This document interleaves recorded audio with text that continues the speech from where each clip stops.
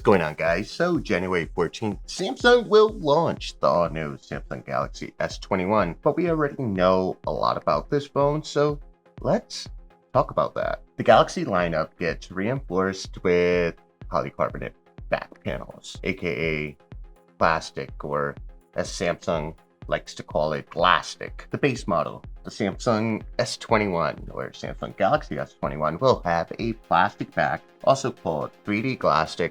Samsung is taking a page from the successful Note 20 and the Samsung S20 FE. However, the rumor is that Samsung intends to provide the entire Galaxy S21 lineup with a plastic housing. Now, does this include the S21 Ultra? I hope not. I really hope not. Applejacks, what do you think about that plastic on a flagship phone? I'm not really vibing with that. I feel like if you're gonna pay a premium, you should have premium materials. Alright, so apparently Samsung has already tested consumer tolerance of GLASSTIC on their Note 20 series, and they seem to have made a very arrogant assumption that consumers can care less as long as it equates to lower pricing. And of course, there has to be some smart guy on the engineering team, possibly the building janitor, walked in during a meeting and shouted, "Most of us put our phones in plastic cases."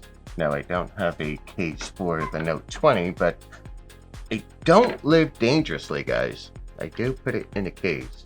And obviously I showcase the rose gold.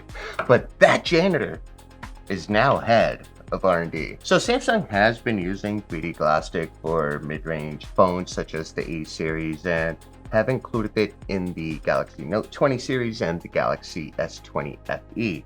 Now, all those phones do have the GLASSTIC housing. And for those who have those phones already, make sure you drop a line in the comment section below and just let me know what you think about it. It will be interesting to see if Samsung can pull off the glass feel, but how will most of us tech enthusiasts respond with our wallets to a flagship phone made with cheaper materials? Now, Applejacks, when it comes to premium phones, we tend to think of the iPhone, and we tend to think of the Galaxy S series and Note series.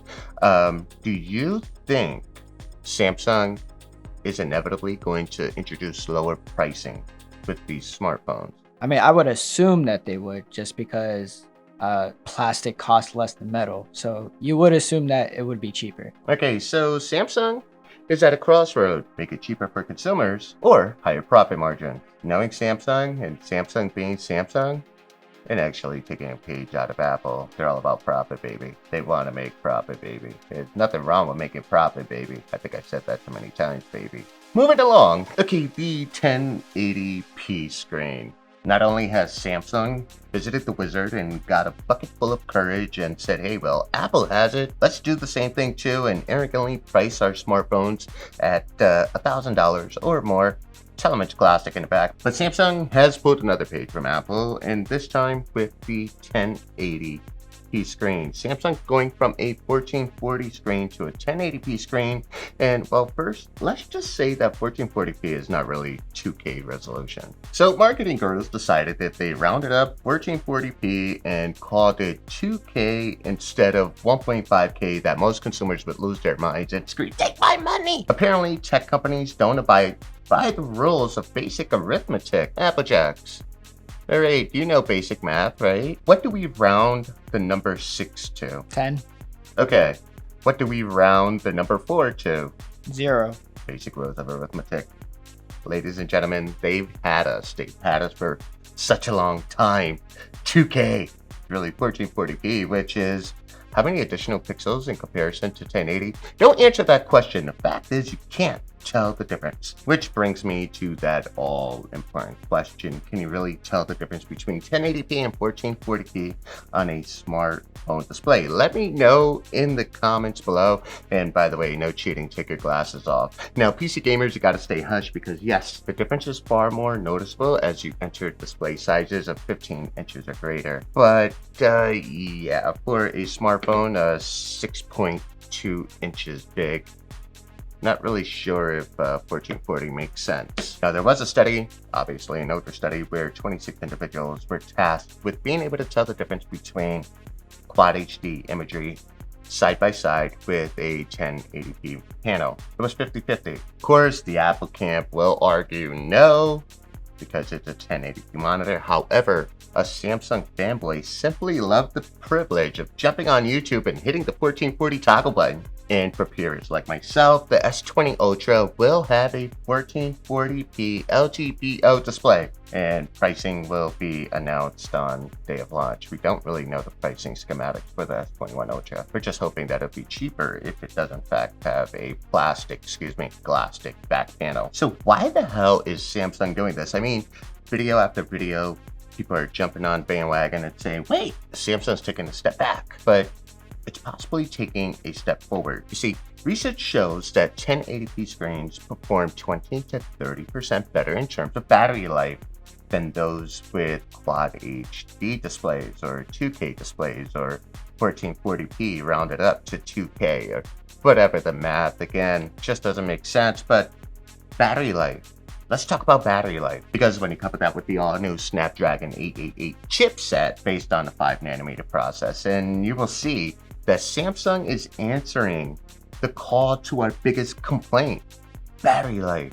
I turned the damn thing on and I'm down 5% in 6 minutes, especially when I'm on 1440 and, you know, oh, well, whatever. Anyways, Samsung, thank you. So iPhones do amazingly well in comparison to Galaxy devices when it comes to battery life, and it now seems that us Samsung fans won't have to carry around with a power generator. Battery life is the sole reason why we have that step down from 1440p, and I'd rather take the battery life over a higher resolution that I personally can't tell the difference. Applejacks, can you tell the difference between 1080p and 1440p? Nope.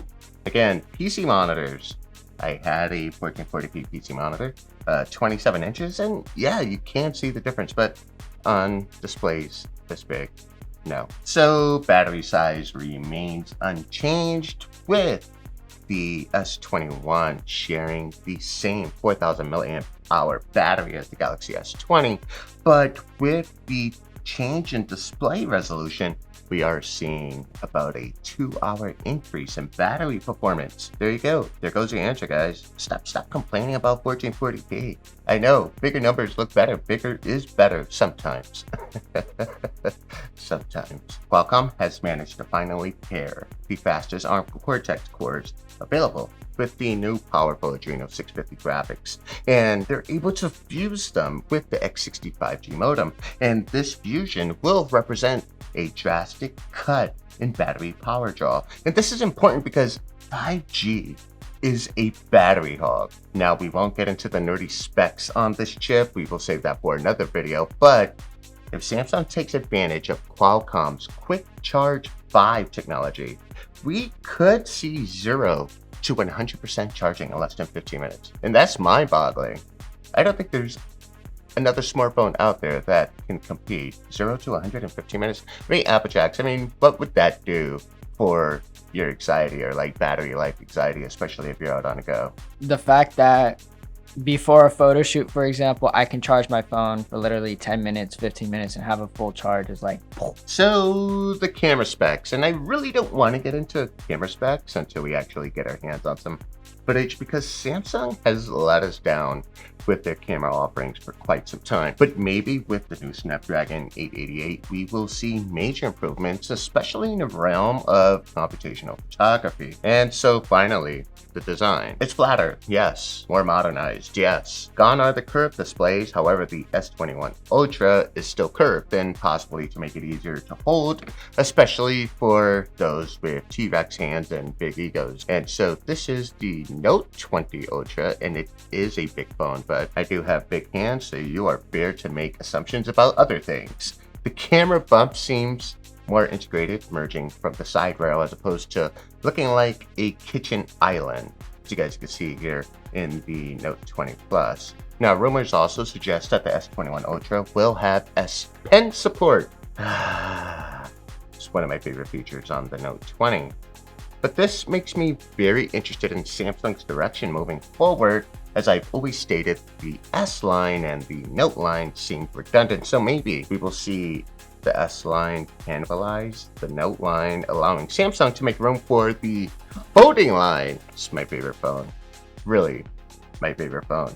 But we will know soon enough, and of course, time will tell. And when it comes to pricing, again, we're gonna have to wait till January 14th to get, the breakdown on pricing. But let me know in the comments what you guys think the starting price should be. I want this to be subjective, as we sort of know we are looking at devices starting at what, $899, and that's comparable to the iPhone 12.